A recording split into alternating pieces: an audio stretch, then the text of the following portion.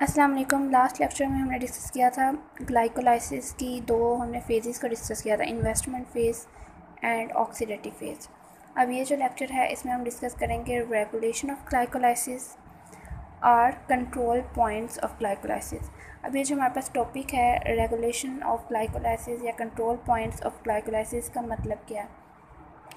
इसका मतलब ये होता है कि हमने अब ग्लाइकोलाइसिस के डिफरेंट स्टेप्स हो रहे हैं। अब हमें कभी उन ग्लाइकोलाइसिस की ज़रूरत होती है, कभी नहीं भी होती। ठीक है, अगर बॉडी में हमारी ऑलरेडी एनर्जी है तो हमें ग्लाइकोलाइसिस करवाने की ज़रूरत नहीं होगी, लेकिन एनर्जी अगर डेफिशिएंट है तो देन हमें करवाने की ज़रूरत होगी। तो अब ग्लाइकोलाइसिस होनी है या नहीं होनी, इसको जो है वो कंट्रोल करने के लिए, इसे रेगुलेट करने के लिए हम जो है रेगुलेशन पढ़ते हैं ग्लाइकोलाइसिस की। अब इसमें दो तरह की रेगुलेशन हो सकती है। एक तो एलोस्टेरिक रेगुलेशन हो सकती है जो कि एंजाइम्स की मदद से होती है, दूसरी हार्मोनल रेगुलेशन होती है जो कि हार्मोन्स की मदद से होती है। ठीक है, अब एलोस्टेरिक रेगुलेशंस में अब एंजाइम्स का आपको पता है कि एंजाइम्स जो है उसकी ओवरऑल 3D स्ट्रक्चर होती है।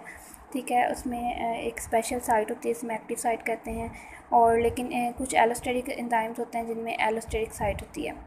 ठीक है, अभी जो एलोस्टेरिक एंजाइम्स होते हैं ना, ये ओवरऑल जो 3 डायमेंशन स्ट्रक्चर होती है एंजाइम की, इसको कंट्रोल कर देते हैं। वो कैसे कि इधर इस साइड पर आकर अगर जब कभी कोई इनहिबिटर या एक्टिवेटर बाइंड करता है तो फिर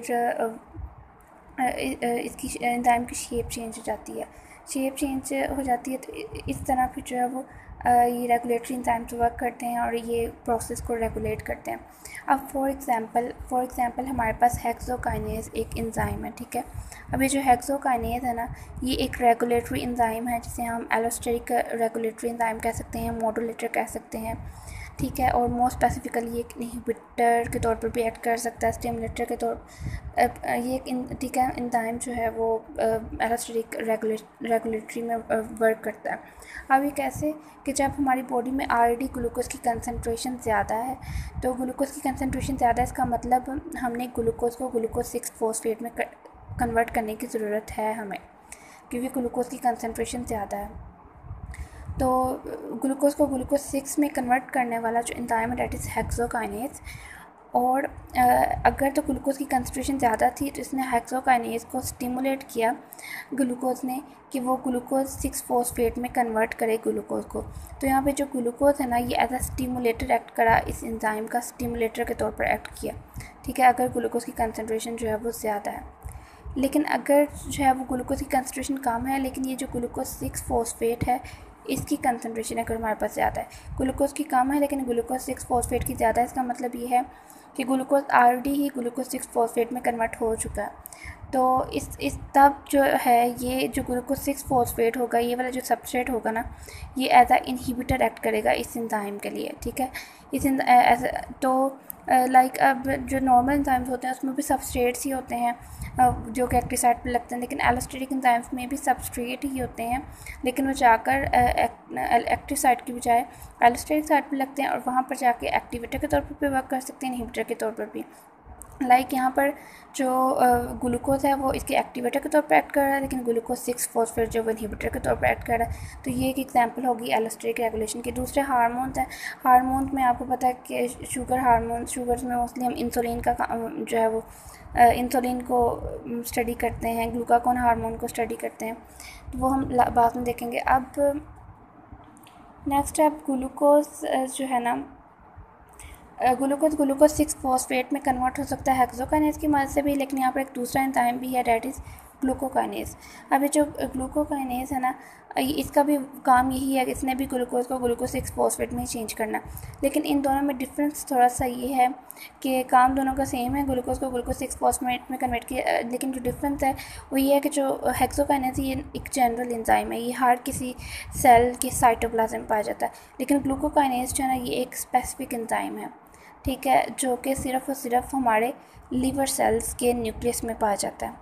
ठीक है, ये सिर्फ न्यूक्लियस में पाया जाता है, किसके न्यूक्लियस में, लीवर सेल्स के न्यूक्लियस में।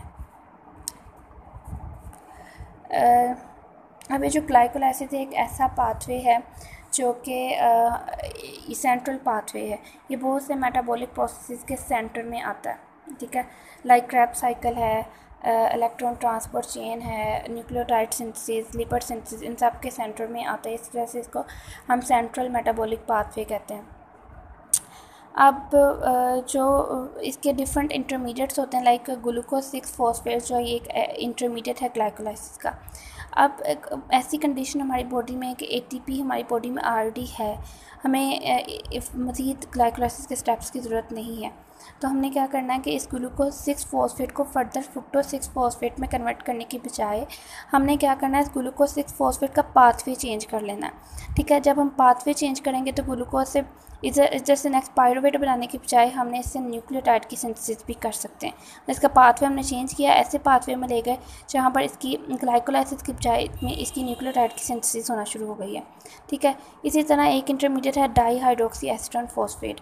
तो अगर बॉडी में एटीपी है, हमें मज़ीद ग्लाइकोलाइसिस नहीं चाहिए, तो ये डाईहाइड्रोक्सी एसीटोन फॉस्फेट का पाथवे चेंज करेंगे और ये जो है वो उसको हम यूज़ करेंगे ग्लाइसरॉल की सिंथेसिस के लिए। ग्लाइसरॉल आपको पता है कि लिपिड्स की सिंथेसिस में हेल्प करता है। ग्लाइसरॉल फैटी एसिड मिल के लिपिड बनाते हैं, तो ये लिपिड्स बना देंगे हमारे एसेंशियल लिपिड्स जो होते हैं हमारी बॉडी में। और लिपिड्स जो आपको पता है ये एनर्जी स्टोरेज का एक बहुत इंपॉर्टेंट सोर्स है। Next pyruvate. अब पायरुवेट के बाद आपको पता है पायरुवेट ऑक्सीडेशन होती है, लेकिन फ़र्ज़ करें हमें बस पायरुवेट तक ही हमें एटीपी की जो रिक्वायर्ड थी वो हमारी नीड पूरी हो गई, मज़ीद हमें एटीपी नहीं चाहिए, तो हम पायरुवेट की ऑक्सीडेशन के बजाय पायरुवेट का एक और पाथवे पायरुवेट के किसी दूसरे पाथवे में जाकर एंटर कर देंगे, जिसमें पायरुवेट कोलेस्ट्रॉल बनाएगा, फैटी एसिड की सिंथेसिस करेगा। तो इस तरह हम ग्लाइकोलाइसिस के इंटरमीडिएट्स को हम डिफरेंट दूसरी चीज़ें बनाने के लिए दूसरे पाथवेज में भी यूज़ कर सकते हैं। ठीक है, अब नेक्स्ट है कि